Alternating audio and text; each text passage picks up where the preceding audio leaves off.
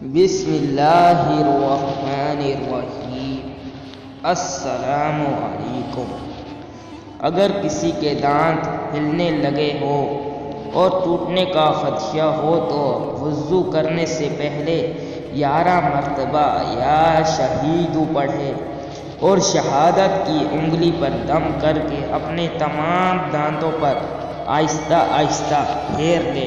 इंशाअल्लाह ताला दांत जम जाएगा। मसवाक से भी दांत मजबूत रहते हैं।